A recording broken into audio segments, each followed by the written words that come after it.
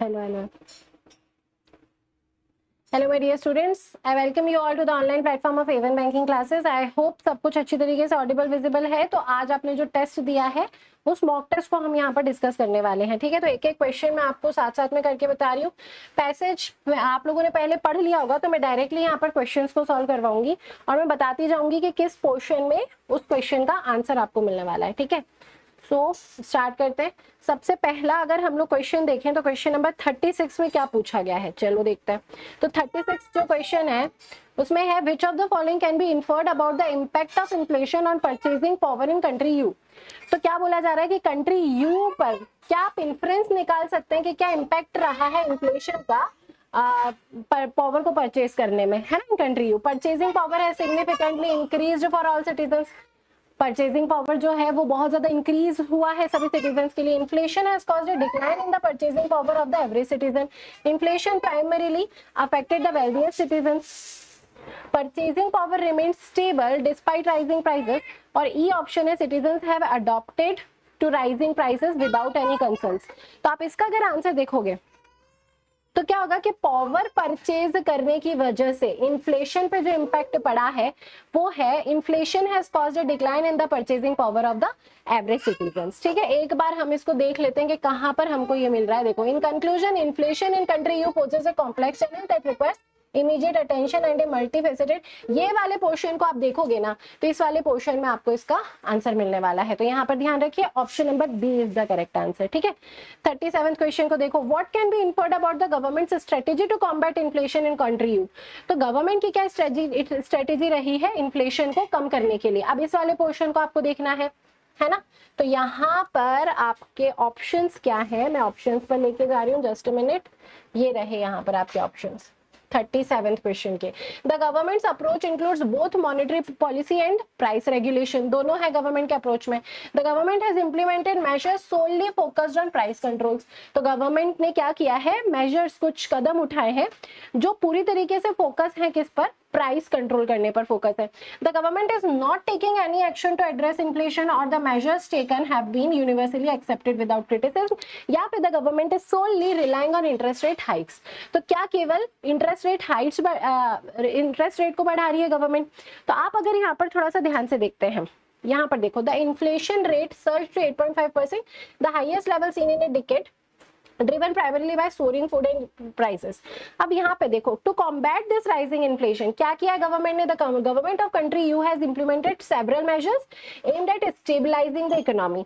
क्या क्या measures है, these include raising interest rates to curb excessive borrowing and spending along with imposing temporary price controls on essential goods। तो कहीं ना कहीं इंटरेस्ट रेट भी बढ़ाया और साथ ही साथ में प्राइस को भी कंट्रोल करने की कोशिश की है।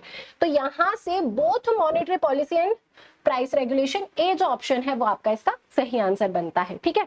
38 क्वेश्चन देखते हैं। What does the passage suggest about the economic recovery of country you in the face of inflation. तो पैसेज क्या सजेस्ट करता है इकोनॉमिक रिकवरी के बारे में, ये आपको बताना है 38 में, ठीक है। तो देखो, economic recovery is progressing rapidly without significant barriers. Stagnant economic growth alongside high inflation is a major concern. Economic recovery is assured as inflation is manageable. Recovery is only affecting higher income households या फिर economic growth is improving as inflation decreases। तो 38 का आप सही answer देखो तो आपको यहाँ से समझ में आएगा। यहाँ पर देखो, हाउएवर क्रिटिक्स, इस वाले पोर्शन में आप पढ़ेंगे ना लास्ट वाले में, तो आपका जो आंसर है वो है आपका ऑप्शन नंबर बी कि जो स्टैग्नेंट इकोनॉमिक ग्रोथ है alongside high inflation is a major concern. मतलब इकोनॉमिक ग्रोथ जो रुकी हुई है, स्टैग्नेंट का मतलब क्या होता है, स्टेबल, जो बढ़ नहीं रही है जैसी उसी स्थिति में।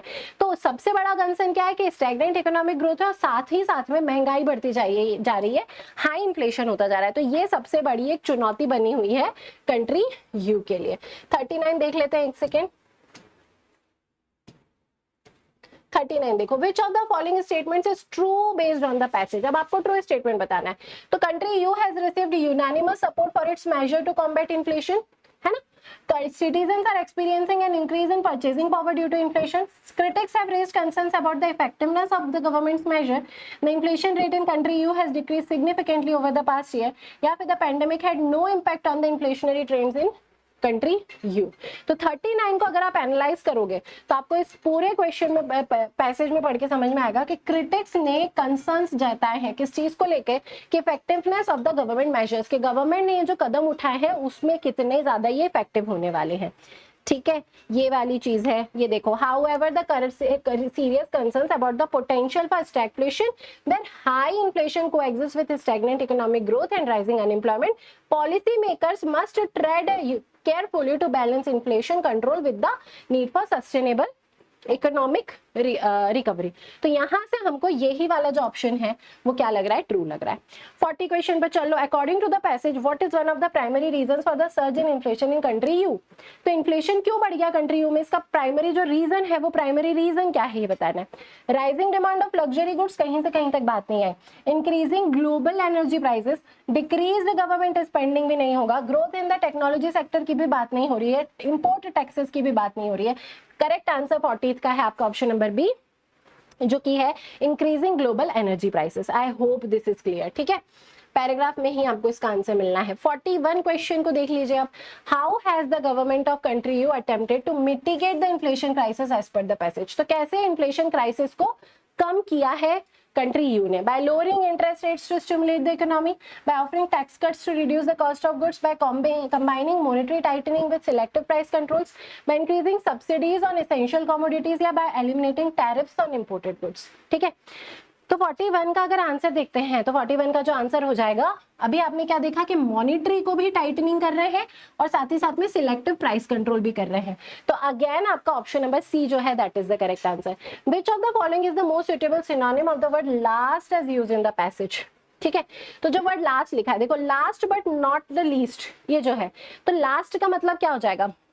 ऑप्शन नंबर ए में लिखा हुआ है पेनल्टीमेट, बी में परपीचुअल, सी में लिखा हुआ है पैरामाउंट, इंड्यूरिंग और ट्रांसेंडेंट। तो सही आंसर आपका क्या है? पैरामाउंट। पेनल्टीमेट लास्ट सेकंड को बोला जाता है, ऑलवेज रिमेंबर दिस। परपीचुअल एक के बाद एक होने वाला जो है सक्सेसिव, उसको बोला जाता है। तो पैरामाउंट मतलब पीक को बोलोगे। तो आपने कुछ स्टार्ट किया ABCD, पीक पे आप जी पे पहुंचे, तो वो जो पैरामाउंट है दैट इज द लास्ट। ठीक है, तो ऐसे इसको करना था। Which of the following words can best replace soaring as used in the passage. तो यहाँ पे था देखो soaring, high, inflation, soaring, high. तो सोर का मतलब होता है राइजिंग, इंक्रीजिंग, ऊपर की तरफ बढ़ना। तो राइजिंग, एस्केलेटिंग, इंक्रीजिंग। तो यहाँ पर कौन सा आंसर सही हो जाएगा? 43 का बी जो ऑप्शन है दैट इज एस्केलेटिंग का मतलब हो जाता है राइजिंग। ऑपोजिट वर्ड एलिविएटिंग याद रखना, ऑपोजिट हो जाएगा। मिटिगेटिंग भी कम करने को होता है।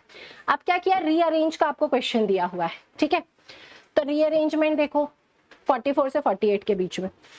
अब यहां से अगर आप देख रहे हो तो आप इन्फ्लेशन से शुरू नहीं कर सकते, एज से सेंटेंस शुरू नहीं कर सकते, मतलब सी या डी तो सेंटेंस की शुरुआत में आना नहीं है। ठीक है, तब आपका सही क्या हो जाएगा? Just a minute.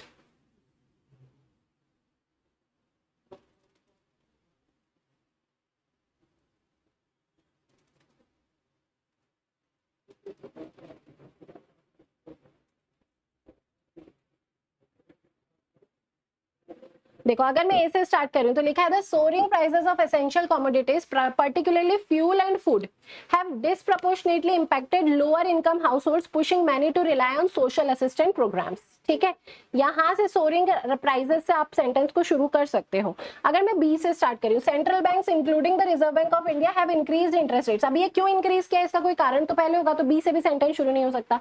Inflation driven by mix of supply chain disruptions and rising global fair has become a serious concern for economic around the. तो इन्फ्लेशन सी जो पोर्शन है सी से भी आपका स्टार्ट हो सकता है। मतलब मुझे क्या लग रहा है, या तो ए से स्टार्ट होगा या फिर सी से। ई ऑप्शन देख लो, policy makers are now tasked with the delicate challenge of controlling inflation। ये कंट्रोल करना भी मेजर आ रहा है, वो आ रहा है, सॉल्यूशन में आ रहा है। तो सॉल्यूशन भी आप कहाँ नहीं करते? सेंटेंस की शुरुआत में नहीं करते। ठीक है, तो अगर आप सेंटेंस की शुरुआत में देखेंगे तो आपका जो पहला है वो क्या होना चाहिए? सेंटेंस आपका सबसे सही लग रहा है आपको सी से स्टार्ट होता हुआ, तो आप सबसे पहले किसको लगा देंगे? सी को लगाएंगे। अब देखो लगाना शुरू करते हैं। Inflation driven by mix of supply chain disruptions and rising global fuel prices. आपने एक इंट्रोडक्शन दे दिया इन्फ्लेशन वर्ड का। Has become a serious concern for economies around the world including India. ये एक बहुत सीरियस कंसर्न हो गया है पूरे वर्ल्ड की इकोनॉमीज के लिए और जिसमें इंडिया भी इंक्लूडेड है। तो सबसे पहला ऑप्शन क्या हो जाना चाहिए? आपका सी ऑप्शन सबसे पहला हो जाना चाहिए।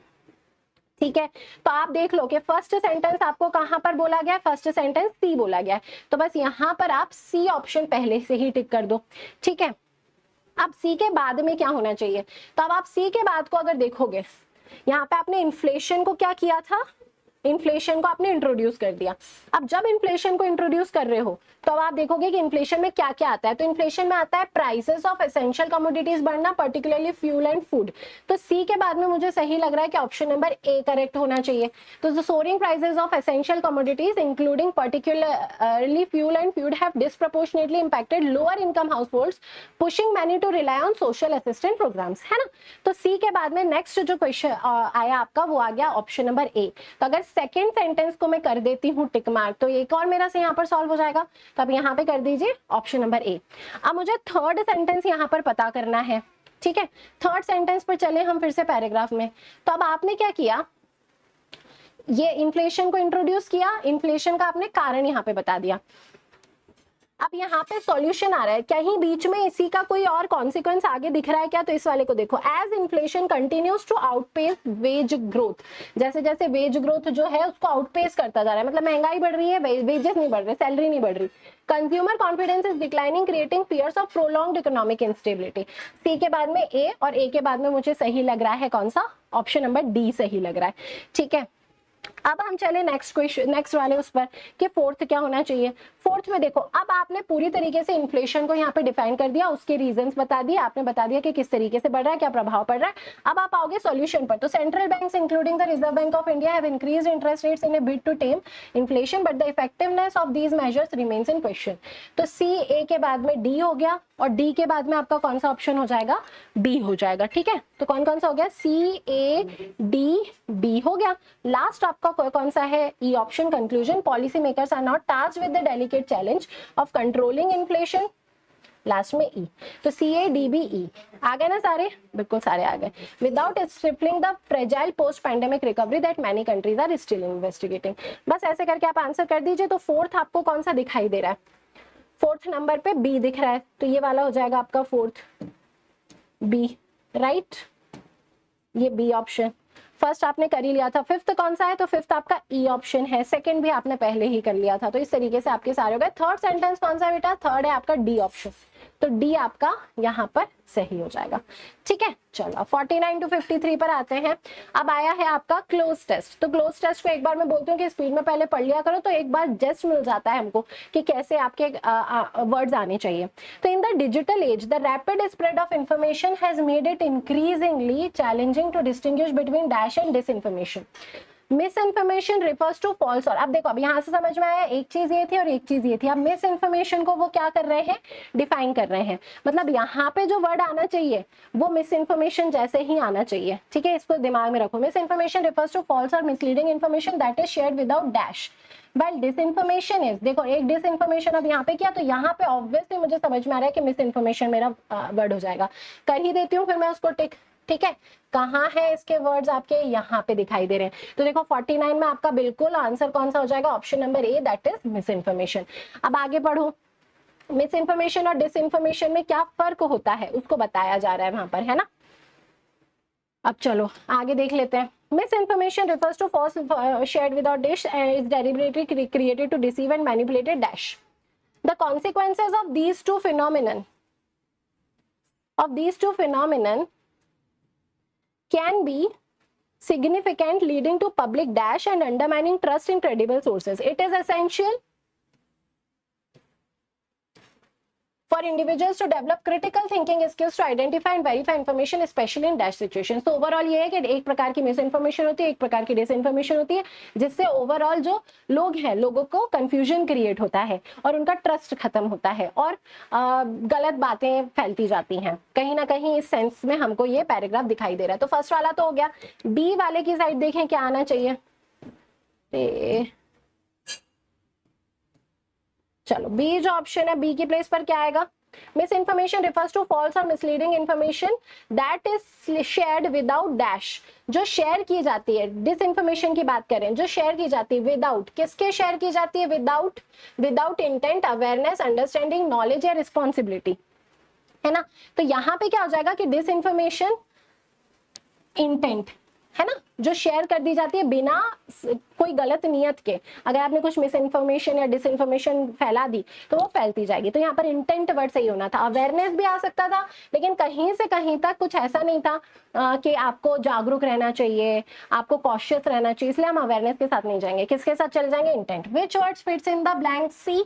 अब सी वाले ब्लैंक को देख लो कि कौन सा वर्ड वहां पर फिट हो रहा है। तो जो सी ब्लैंक है वो है यहाँ पर, देखो थोड़ा सा, यहाँ पे आ गया आपका, क्या आया था यहाँ पर? Without intent while disinformation is deliberately created to deceive and manipulate dash। धोखा देना और मैनिपुलेट करना, लोगों को मैनिपुलेट करना है, लोगों की ओपिनियन को मैनिपुलेट करना, लोगों की थॉट प्रोसेस को मैनिपुलेट करना, कुछ ऐसा होना चाहिए।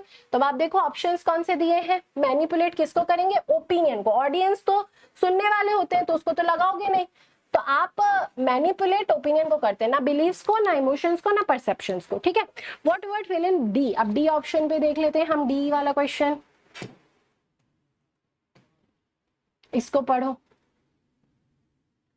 Leading to public dash and undermining trust in credible sources. इससे पब्लिक में क्या होता है? इससे पब्लिक में कहीं ना कहीं ट्रस्ट इश्यूज आ जाते हैं और ट्रस्ट खत्म होता है। अब ऑलरेडी एक ट्रस्ट वर्ड लिखा हुआ है ना, तो हम क्या करेंगे? कंफ्यूजन पे लगाएंगे, डिस्ट्रस्ट नहीं लगाएंगे, तो सुपरफ्लुअस एरर हो जाएगा, क्योंकि आगे जाके आप ट्रस्ट बोल रहे हो ना। तो सी ऑप्शन कंफ्यूजन, पीपल में कंफ्यूजन क्रिएट होता है। ठीक है, चलो यहाँ तक पढ़ लेते हैं हम लोग एक बार। यहाँ पे मैंने कर दिया leading to public confusion and undermining trust in credible sources. It is essential, it is essential for individuals to develop critical thinking skills to identify and verify information, especially in dash situations। especially in dash situations, कैसी situations में? एक बार देख लो 53 में कौन सा है आपका options, कौन से दिखाई दे रहे हैं? तो 53 के ऑप्शंस आपके हैं competitive, informational, political, social, everyday.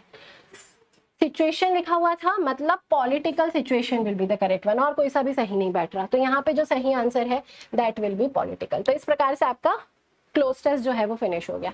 अब चलते हैं हम लोग इन पर 54 से 58। क्या करना है? वर्ड स्वैपिंग का क्वेश्चन आया है।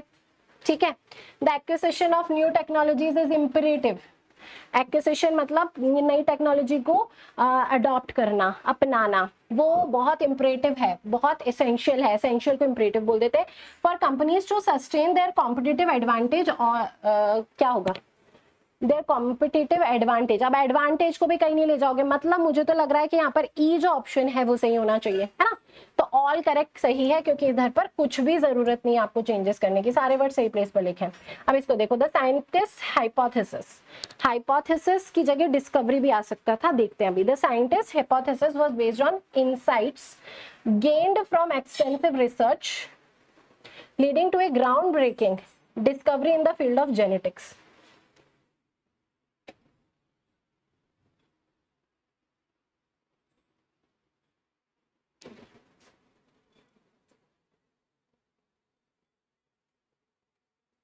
अच्छा, यहाँ पे चेंज नहीं करना था, यहाँ पे क्या करना था?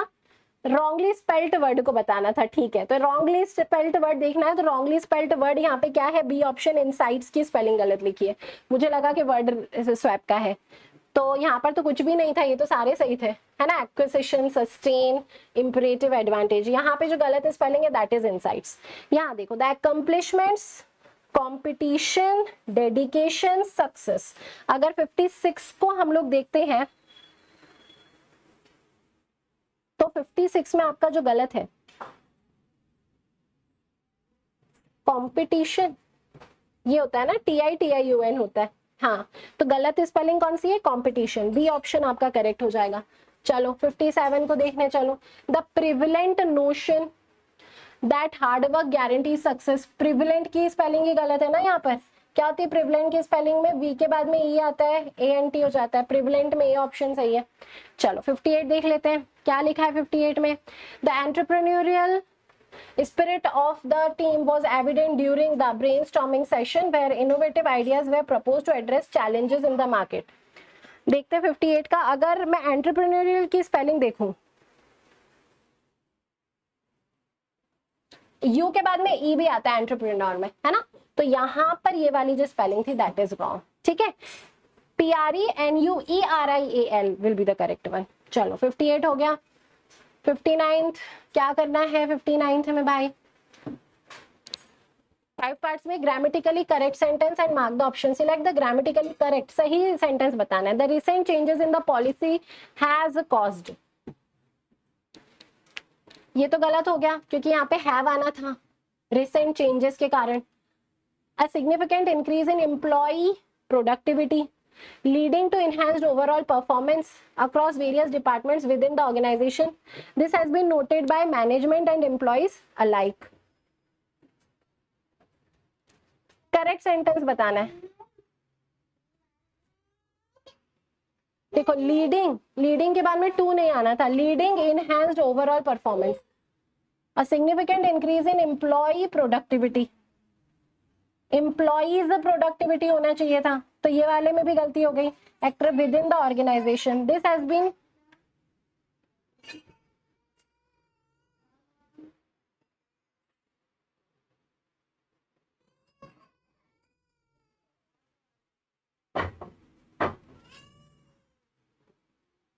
यहां पे अगर मैं देखूं, this has been noted by management and employees alike, alike word गलत है क्योंकि मैनेजमेंट और एम्प्लॉइज एक जैसे नहीं है। अलाइक जिसके बाद में लिखा है उन दोनों को एक जैसा करता है, तो वर्ड यहाँ पर कुछ और आना चाहिए था, तो ई भी चला गया। मतलब आपका जो डी ऑप्शन है दैट इज ग्रामेटिकली करेक्ट है। ठीक है, चलो 60 क्वेश्चन को देख लो। 60th क्वेश्चन क्या बोल रहा है?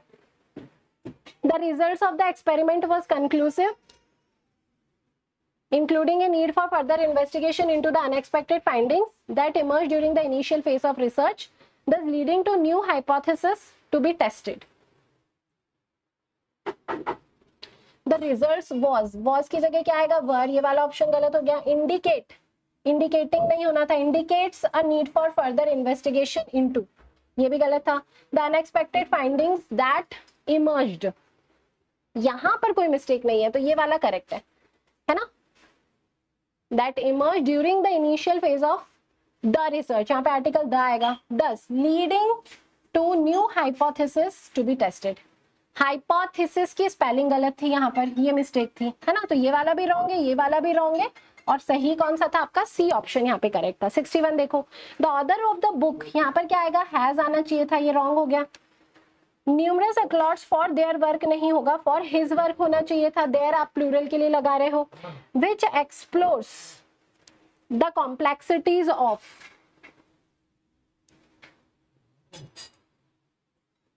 which explores the complexities of human emotions in a very detailed manner.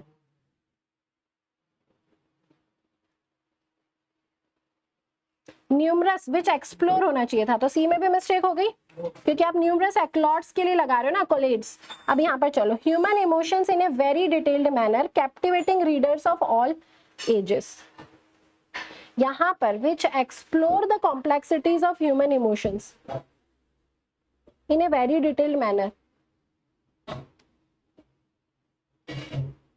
D option is the correct one, है ना? D में कोई मिस्टेक नहीं है, in a very detailed manner। आगे चलते हैं। The committee, the committee has decided to allocate, committee के साथ में has आपने बिल्कुल सही लगाया, ठीक है? तो यहाँ पर अगर आप देखोगे तो ये जो A ऑप्शन है यही करेक्ट है। More resources towards community development,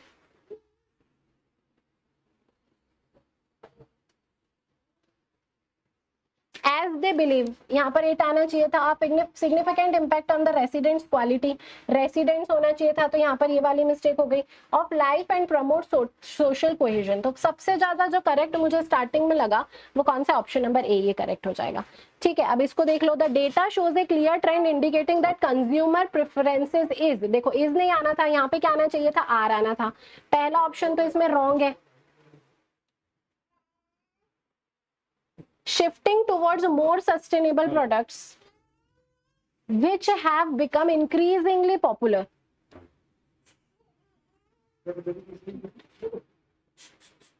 shifting towards more sustainable products which have become increasingly popular among environmentally conscious buyers.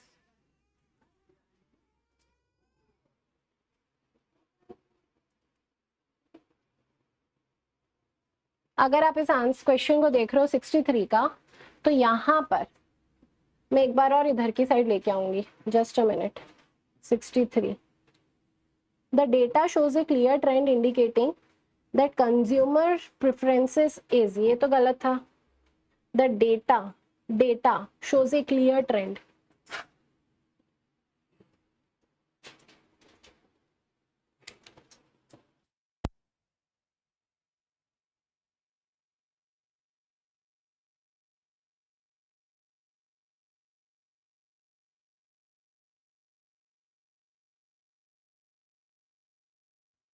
ये जो ऑप्शन है दैट इज करेक्ट। यहाँ पर कौन सा ऑप्शन सही हो जाएगा आपका?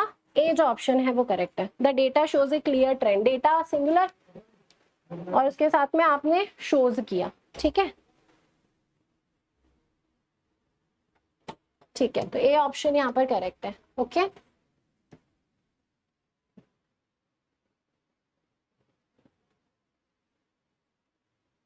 विच हैव नहीं आना था, विच हैज आना था, तो डी ऑप्शन गलत है।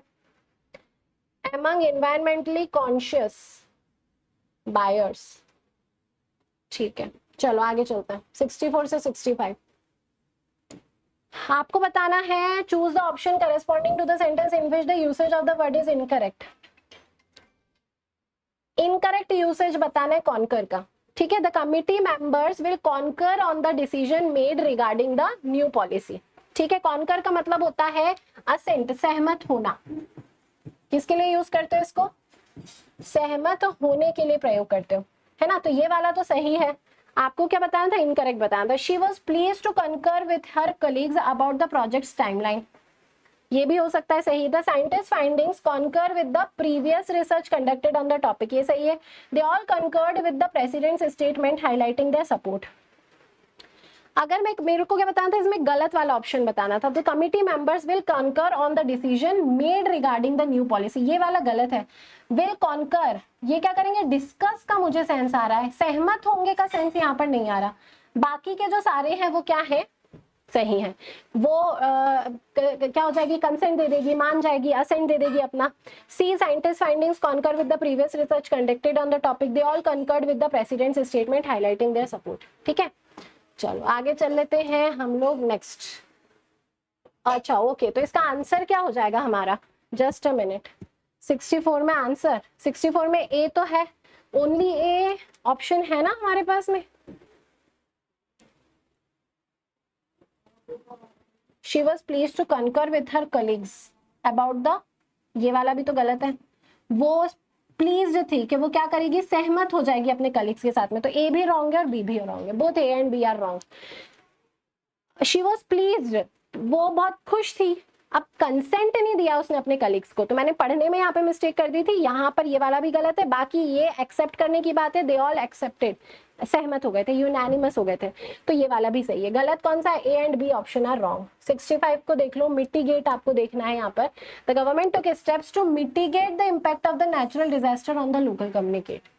मिटिगेट का मतलब क्या होता है? रिड्यूस। अब government took steps to control the impact of the natural disaster, ये तो सही है। She tried to mitigate her feelings of disappointment, इसने कम किया, ये भी सही है। The new law was enacted to mitigate pollution, ये भी सही है। His actions did little to mitigate the trust he had with his friends। अब trust with his friends यहाँ पर 65 में ये जो D है, बस ये जो D है यही रॉन्ग है, तो आपका only D will be the correct answer, ठीक है। मिटिगेट का मतलब रिड्यूस करना। चलो आई होप आपको समझ में आया है ये वाला, और यहीं पर सेशन को एंड करो। किसी क्वेश्चन में डाउट होता है तो जब लाइव क्लास होती है उस लाइव क्लास में आप पूछ लेना, ठीक है। Thanks for watching, thank you so much.